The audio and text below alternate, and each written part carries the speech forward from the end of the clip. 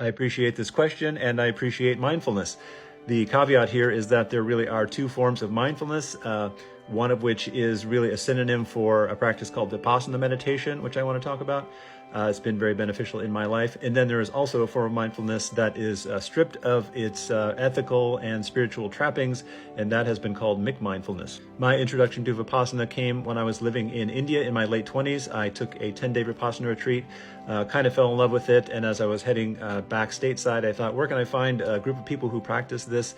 And lo and behold, in my small Midwestern town, there was an active Sangha that was practicing Vipassana, and I became involved and eventually became a Vipassana teacher. So just a few quick words about Vipassana for the uninitiated before I move on to talking about Jon Kabat-Zinn. A lot of Vipassana teachers will tell you, whether true or not, that Vipassana is the original teaching of Buddha, the original meditation instruction, and he wrote about it in something called the Mahasatipatthana Sutta.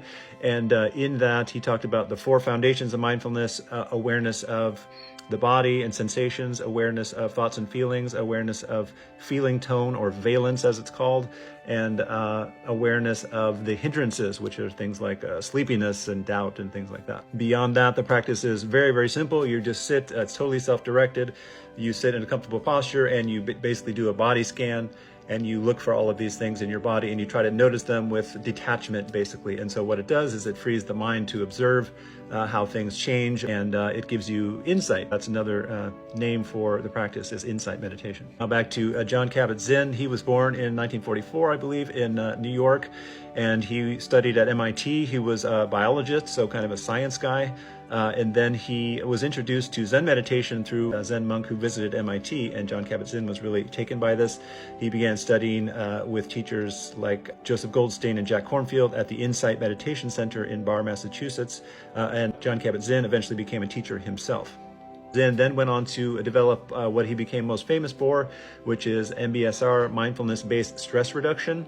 What he did was he stripped out all the elements, the Buddhist elements, the spiritual elements, and all the ethical elements, and just focused on the medical benefits of meditation, which in fact there are many. He focused specifically on stress reduction, and that is one thing that meditation does very effectively. So because the spiritual element, the Buddhist element, had been removed, MBSR was then introduced into hospitals and schools and so forth. In hospitals, mostly for stress management and pain management, but very controversially, it was also introduced into like the military in order to help the soldiers focus and obviously become better, more efficient unalivers.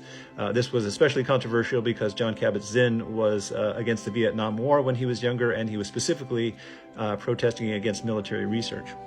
Also controversially, in the 80s and 90s, mindfulness, or as it became called, McMindfulness, began to show up in corporate boardrooms, basically making people more efficient capitalists. So again, without the ethical component, there was no longer any concern for those who were suffering under the ravages of capitalism, like the cobalt miners and sweatshop workers and so forth. Arguably, mindfulness, as it was taught in this context, became basically a sedative. By contrast, when I was a meditation teacher, I was always careful to add in a complementary practice called metta, or loving kindness meditation, which involves starting with oneself and repeating a series of resolves like, may I be at peace, may I be well, may I be happy, may I be free, and so on. And then moving that resolve to other people that you know and love, and then to the greater community, and then to wider and wider circles, eventually ending up at, may all beings be safe, may all beings be well, may all beings be at peace, may all beings be free.